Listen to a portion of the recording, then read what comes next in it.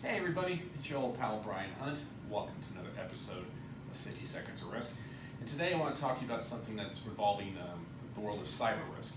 And specifically, as you probably know and pay attention to the news, there's been a lot of concern about cyber risk and increased activity of malware and ransomware, not only on private agencies but also governmental agencies as well.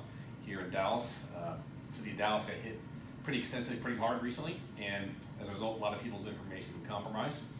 So there's ways that, though, in this environment, you have to play offense and not just be reactionary to the cyber world, but actually try to be more preventative in order to maintain the integrity of your systems, whether it be your own clients' information or maybe your employees' information, or just you personally protecting your own personal information. And one of those things that carriers, from an insurance perspective, are wanting to see, and what a lot of companies are now rolling out, is what we call multi-factor authentication, or you might refer to as MFA. Now, I'll explain to you how that works, how MFA can help maybe reduce your overall risk to personally, but also your organizations from being hit by ransomware or even getting your information stolen. So let's talk about this. So, typical situation, you here sit in front of your PC, and you're connected to your PC to your bank, and you're logging on from your PC to the bank, and you're setting along your password to get access to the information with respect to your banking information. One of the problem is, though, as we're all seeing over the years, is that a lot of your passwords have been compromised, and a lot of information we sit here on the dark web, which means the bad guys can buy that information, and then if they have access to your login ID and your password, then the bad guys can send information looking like you, and access your information at the bank. And once that's done, then a whole lot of miscellaneous bad things can happen. You can lose your money or get your financial net worth wiped out and have to go through the process of restoring your identity and trying to get your money back. It's just a real painful process.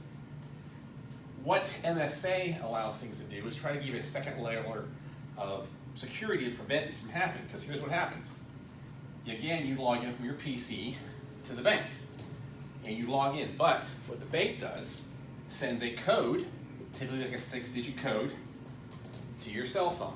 Now, assuming the bad guy doesn't have both access to your login and your cell phone, you should be fine here, because what happens is then you get a 6-digit code, which you then have to enter either typically back on the login, or you might be doing it through your phone, you have to respond to your phone, so that in order for the bad guy to get your information, he would have to have this code on the cell phone that you get with the MFA. And that's the point. It's a whole second step of security level to prevent this guy or girl from getting your money. So again, it's sort of like a two-step. Information goes to the bank notices the login, sends the code to your cell phone.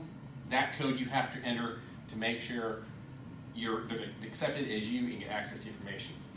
If possible, highly recommend that you always activate this amongst your service providers, whether it be your bank, your investment portfolio, your utilities, whatever the case would be. This provides a second layer of security to reduce your overall exposure of having your identity stolen, or your financial information stolen, or even your personal records compromised. So, MFA is your friend.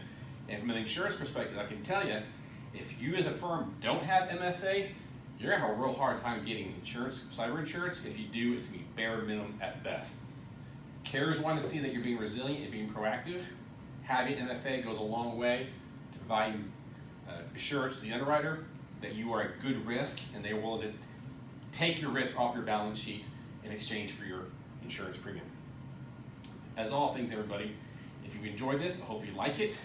If there's a certain comment you want to post, please do so on LinkedIn, or if there's a individual or subject you want me to cover, please post that on LinkedIn. You can also subscribe to these videos on my YouTube channel, and you can also find the links to these videos on both the website formerly known as Twitter and as Substack.